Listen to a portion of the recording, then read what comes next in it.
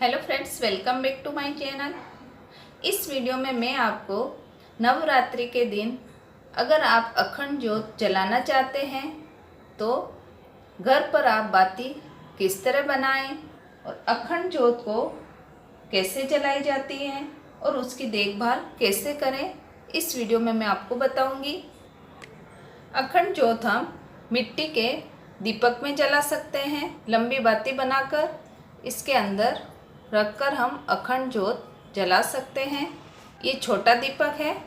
आपको अगर अखंड ज्योत जलानी है तो इससे बड़ा दीपक लेके आना पड़ेगा और उसमें आप अखंड जलाएं। कलावा की हम बाती बनाएंगे। आपको 1.25 हाथ इस तरह का कलावा लेना है।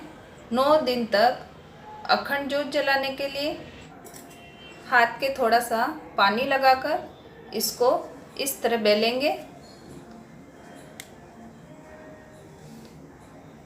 एक छोर आप किसी को पकड़ा दें जिससे ये आसानी से बन जाएगी। इस तरह अच्छे से बेलकर दोनों मुंह को इकट्ठा करना है और वापस पकड़कर घुमाना है।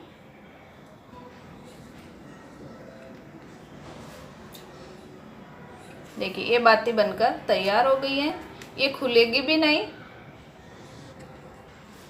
इसको इसके अंदर इस तरह फिट करना है।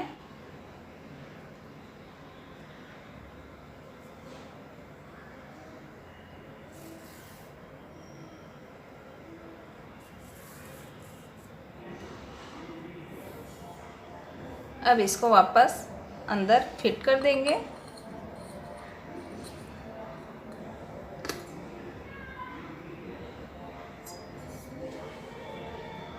मौली की अखंड बाती बना सकते हैं। वैसे ये मार्केट में भी मिलती है, लेकिन आप घर पर आसानी से इसको बना सकते हैं। कहीं पर इसको रक्षा सूत्र मानते हैं, इसलिए बाती नहीं बनाते हैं। मौली की बाती नहीं बनाते हैं तो आप रुई की बाती बना सकते हैं। इससे भी बहुत ही आसानी से बाती बनकर तैयार होती है। इस तरह कॉटन को निकालना है। 9 दिन तक अखंड ज्योत के लिए चाहिए, इसलिए थोड़ी लंबी बाती ही बनाएं जिससे बार बार दीपक को टच नहीं करना पड़े।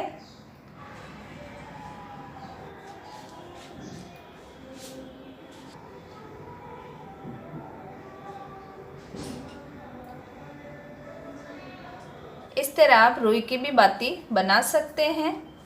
आपको अष्टकमल बनाकर दिए को रखना है। इसका हम अष्टकमल बनाएंगे। अगर आप पीले चावल करना चाहते हैं तो इसके अंदर हल्दी मिला दें जिससे ये पीले चावल हो जाते हैं।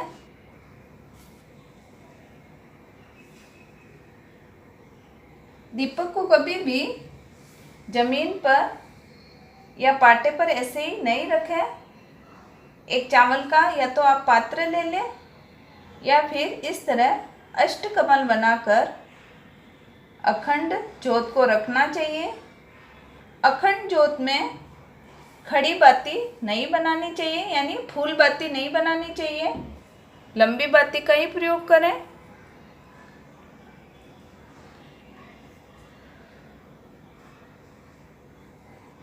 अगर आप घी का दीपक जला रहे हैं माता जी के, आप दाहिने हाथ की ओर रखें और अगर आप तेल का दीपक जला रहे हैं तो बाएं हाथ की ओर रखना चाहिए।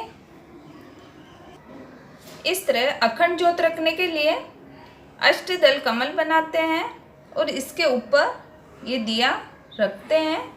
अगर आप रुई की बाती बना रहे हैं तो आप माता जी के दाहिने हाथ की ओर रखें, फिर वो तेल का दिया हो या घी का दिया जला रहे हो।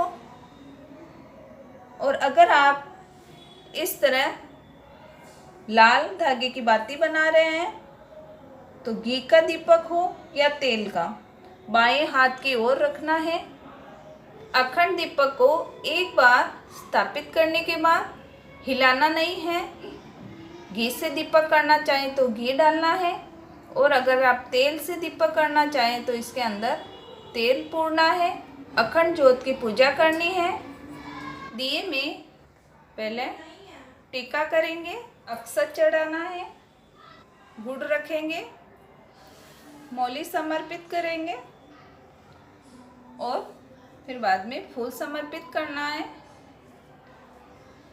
कलश स्थापना और अखंड ज्योत दोनों ही नवरात्रि पर महत्वपूर्ण है, इसलिए विधि विधान से करें। इस तरह आप पूजा कर सकते हैं। बहुत सिंपल पूजा है। दिए को यहाँ तक भर देना है। मैंने अभी थोड़ा कम घी डाल के बताया है आपको।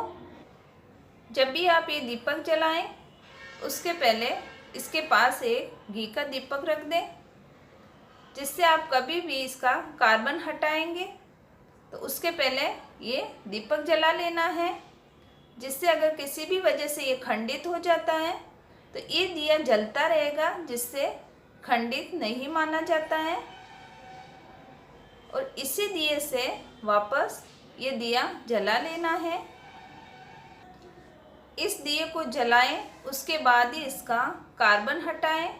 अखंड दिए को कभी भी झूठे हाथ नहीं लगाने चाहिए।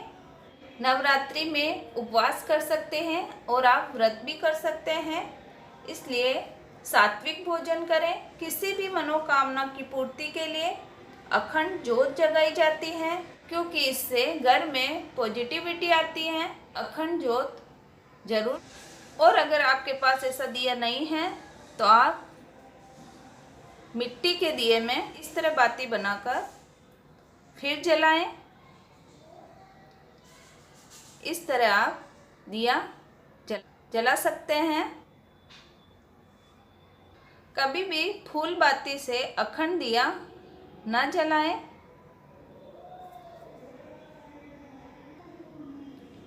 इस दिए को जलाने के बाद ऐसे ढक देना है, जिससे इसमें हवा ना लगे और ये ना बुझे। अखंड ज्योत को बार बार ना छुएं, क्योंकि वर्जित माना गया है। ना धोकर आप सुबह ही इसमें घी या तेल पूर लेना है। और अगर आपने अखंड दिया जलाया है तो आप घर को कभी भी बंद करके ना जाएं। थोड़े से ये नियम हैं, उनकी पालन जरूर करना चाहिए। अगर वीडियो पसंद आए तो वीडियो को लाइक करें, चैनल को सब्सक्राइब करें। Thank you.